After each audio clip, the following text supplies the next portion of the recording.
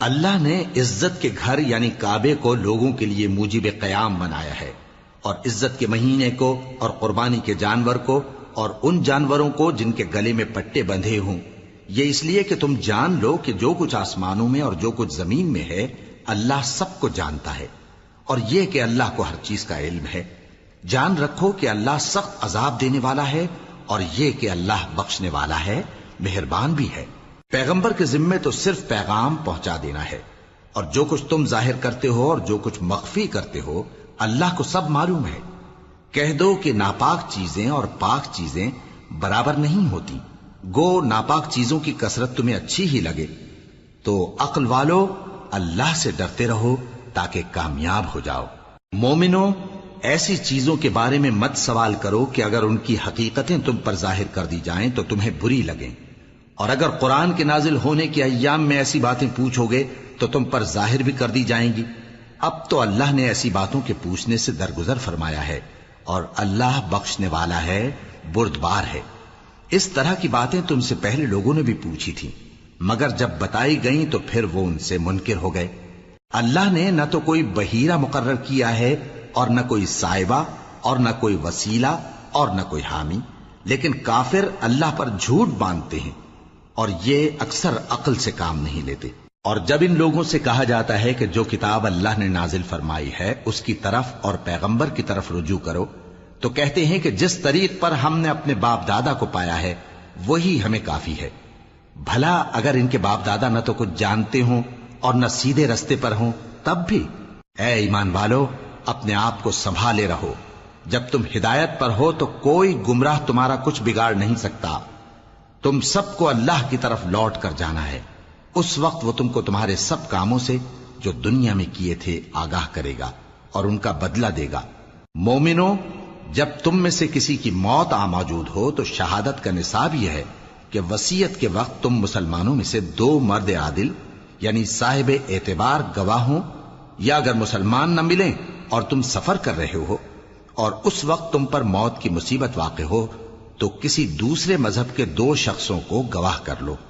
اگر تم کو ان گواہوں کی نسبت کچھ شک ہو تو ان کو عصر کی نماز کے بعد کھڑا کرو، اور دونوں اللہ کی قسمیں کھائیں کہ ہم شہادت کا کچھ عوض نہیں لیں گے، گو ہمارا رشتہ دار ہی ہو، اور نہ ہم اللہ کی شہادت کو چھپائیں گے۔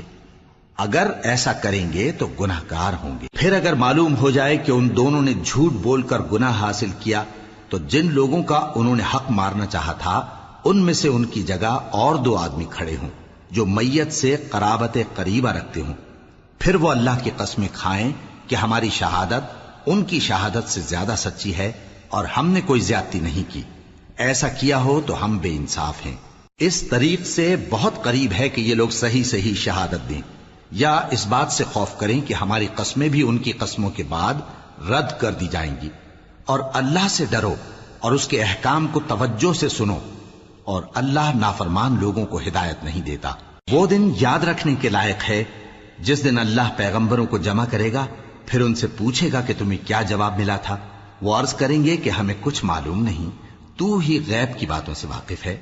جب اللہ عیسیٰ سے فرمائے گا کہ اے عیسیٰ ابن مریم، میرے ان احسانوں کو یاد کرو جو میں نے تم پر اور تمہاری والدہ پر کیے، جب میں نے روح القدس یعنی جبرائیل سے تمہاری مدد کی، تم گود میں اور جوان ہو کر بھی ایک ہی نسق پر لوگوں سے گفتگو کرتے تھے، اور جب میں نے تم کو کتاب اور دانائی اور تورات اور انجیل سکھائی، اور جب تم میرے حکم سے مٹی کے پرندے کی شکل بناتے پھر اس میں پھونک مار دیتے تھے تو وہ میرے حکم سے سچ مچ کا پرندہ بن جاتا تھا، اور پیدائشی اندھے کو اور برس کی بیماری والے کو میرے حکم سے اچھا کر دیتے تھے، اور مردوں کو زندہ کر کے قبر سے نکال کھڑا کرتے تھے۔ اور جب میں نے بنی اسرائیل کے ہاتھوں کو تم سے روک دیا، جب تم ان کے پاس کھلے ہوئے نشان لے کر آئے تو جو ان میں سے کافر تھے کہنے لگے کہ یہ تو کھلا جادو ہے۔ اور جب میں نے حواریوں کی طرف حکم بھیجا کہ مجھ پر اور میرے پیغمبر پر ایمان لاؤ، وہ کہنے لگے کہ پروردگار، ہم ایمان لائے، تو شاہد رہی ہو کہ ہم فرما بردار ہیں۔ وہ قصہ بھی یاد کرو جب حواریوں نے کہا کہ اے عیسیٰ ابن مریم، کیا آپ کا پروردگار ایسا کر سکتا ہے کہ ہم پر آسمان سے کھانے کا خوان نازل کرے؟ فرمایا، اگر ایمان رکھتے ہو تو اللہ سے ڈرو۔ وہ بولے کہ ہماری یہ خواہش ہے کہ ہم اس میں سے کھائیں اور ہمارے دل تسلی پائیں اور ہم جان لیں کہ آپ نے ہم سے سچ کہا ہے اور ہم اس خوان کے نزول پر گواہ رہیں۔ تب عیسیٰ ابن مریم نے دعا کی کہ اے ہمارے پروردگار، ہم پر آسمان سے خوان نازل فرما کہ ہمارے لیے وہ دن عید قرار پائے، یعنی ہمارے اگلوں اور پچھلوں سب کے لیے، اور وہ تیری طرف سے نشانی ہو، اور ہمیں رزق دے اور تو بہترین رزق دینے والا ہے۔ اللہ نے فرمایا میں تم پر ضرور خوان نازل فرماؤں گا، مگر جو اس کے بعد تم میں سے کفر کرے گا اسے ایسا عذاب دوں گا کہ اہل عالم میں کسی کو ایسا عذاب نہ دوں گا۔ اور اس وقت کو بھی یاد رکھو جب اللہ فرمائے گا کہ اے عیسیٰ ابن مریم، کیا تم نے لوگوں سے کہا تھا کہ اللہ کے سوا مجھے اور میری والدہ کو معبود مقرر کرو؟ وہ کہیں گے کہ تو پاک ہے، مجھے کب شایع تھا کہ میں ایسی بات کہتا جس کا مجھے کچھ حق نہیں۔ اگر میں نے ایسا کہا ہوگا تو تجھ کو معلوم ہوگا، کیونکہ جو بات میرے جی میں ہے تو اسے جانتا ہے، اور جو تیرے جی میں ہے اسے میں نہیں جانتا۔ بے شک تو علام الغیوب ہے۔ میں نے ان سے کچھ نہیں کہا بجز اس کے جس کا تو نے مجھے حکم دیا، وہ یہ کہ تم اللہ کی عبادت کرو جو میرا اور تمہارا سب کا پروردگار ہے، اور جب تک میں ان میں رہا ان کے حالات کی خبر رکھتا رہا۔ پھر جب تو نے مجھے دنیا سے اٹھا لیا تو تو ہی ان کا نگراں تھا، اور تو ہر چیز سے خبردار ہے۔ اگر تو ان کو عذاب دے تو یہ تیرے بندے ہیں، اور اگر انہیں بخش دے تو تیری مہربانی، اس لیے کہ تو ہی غالب ہے، حکمت والا ہے۔ اللہ فرمائے گا کہ آج وہ دن ہے کہ سچوں کو ان کی سچائی ہی فائدہ دے گی۔ ان کے لیے باغ ہیں جن کے نیچے نہریں بہ رہی ہیں، ہمیشہ ہمیشہ وہ ان میں بستے رہیں گے۔ اللہ ان سے خوش ہے اور وہ اللہ سے خوش ہیں، یہی بڑی کامیابی ہے۔ آسمان اور زمین اور جو کچھ ان دونوں میں ہے سب پر اللہ ہی کی بادشاہی ہے، اور وہ ہر چیز پر قادر ہے۔